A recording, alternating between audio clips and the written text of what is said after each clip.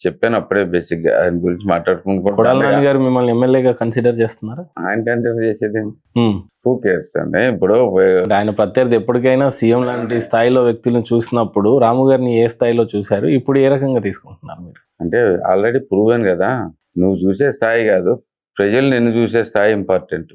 ఉమ్. నా చూపులు ఇట్లా పెట్టుకుని వెళ్తాం అనుకోండి, కింద గుంటలో పడతాం అనేది క్లారిటీ ఉంది బేసిక్. ఉమ్. నీ స్థాయికి తగ్గ దాంట్లో నువ్వు చూడాల్సింది. అదైతే బొక్క బార్లా పడ్డా మరి తెలుసుకోలేకపోతే నేనేం చేయాలి, మళ్ళీ ఇంకోసారి పెడతారు అంతే బేసిక్. ఇంకోటి ఉమ్. ఇది కాక చూస్తే ఇప్పుడేదో సర్జరీ జరిగింది, సంవత్సరం క్రితం సర్జరీ జరిగింది, దీంట్లో 6 నెలలు అయింది, 7 నెలలు అయింది సర్జరీ. 6 నెలలు 7 నెలల ముందు ఏమైంది? బాగానే ఉన్నారు కదా, ఉమ్. ఎన్నిసార్లు వచ్చారు, ఎన్నిసార్లు మాట్లాడారు, ఎంతమందిని కలిశారు, ఎక్కడ ఆదుకున్నారు బేసిక్. ఇప్పుడు రా వెంకటేశ్వరరావు ఎమ్మెల్యే కాకపోయినా కానీ అక్కడ అంత హెరాస్మెంట్లు కూడా నుంచినవాడు పోరాడేవాడు. ఉమ్. నేను రావడానికి ముందే దీంట్లోకి నుంచినవాడు పోరాడు, ఉమ్. నుంచోబెట్టి తిట్టేవాడు ఎవరినైనా. ఇది ప్రాబ్లం అని చెప్పగలిగాడు. ఏదండి అది లేదు కదా ఒకటి. సెకండ్ థింగ్, పెద్ద వరదలు వచ్చినాయి కదా, నందివాడ మండలం మొత్తం మునిగిపోయింది కదా. ఎప్పుడైనా ఒకసారి ఫోటోలన్నా చూసారు లేదో తెలియదు. ఉమ్.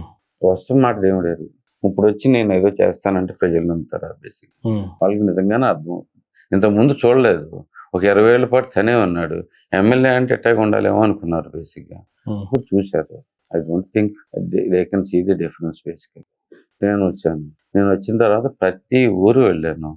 ఎన్నిసార్లు వెళ్ళానంటే ప్రతి ఊరు కాన్ఫిడెంట్గా చెప్పగలను, కనీసం 2-3 సార్లు వెళ్ళాను బేసిక్. ఉమ్. కొన్ని ఊర్లు 10-15 సార్లు 20 సార్లు వెళ్ళినవి కూడా ఉన్నాయి, అది వేరే సంగతి.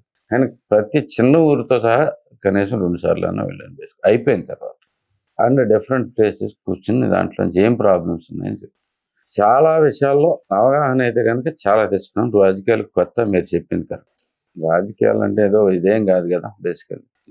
మనం రోజు పడే బాధ, నేను సామాన్యుడిగా ఉన్నప్పుడు ఏం చదివానో బేసికల్ అదే, అవన్నీ కూడా అక్కడికి బాగు కదా. ఉమ్.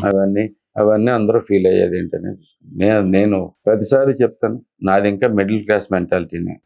నాకు ఏం కావాలి, ఏం చూసుకోవాలి, ప్రజలకి ఏం ప్రాబ్లమ్స్ ఉంటాయి అనేది క్లారిటీ అర్థమవుతుంది.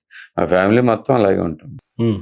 ఇంకా 10 మంది కలిపి ఒకేసారి పడుకుంటాం, ఇంకా 10 మంది కలిపి ఒకేసారి సినిమా చూస్తాం. కొడాలి నాని గారు చూపించలేని మార్పుని కాన్స్టిట్యున్సీలో గుడివాడలో రాము గారు వచ్చిన తర్వాత ఏ రకమైనటువంటి మార్పు చూపించే ఆస్కారం ఉందంటే మీరేమంటారు? నేను ఇప్పుడు చూస్తుంది మిగతా అన్ని మర్చిపోండి. రోడ్లు వేయటం, వాటర్లు తీసుకొస్తాం, దీంట్లో అవి చేయటం, ఈ చేయటం. ఆయన హయాంలో సక్సెస్ఫుల్ గా గుడివాడ మంచి అభివృద్ధిని నోచుకుంది అని అంటారు. కొన్ని సందర్భాల్లో ఫండ్స్ చాలా వచ్చినాయి అని ఆయన చెప్పినటువంటి బహిరంగ సభలే.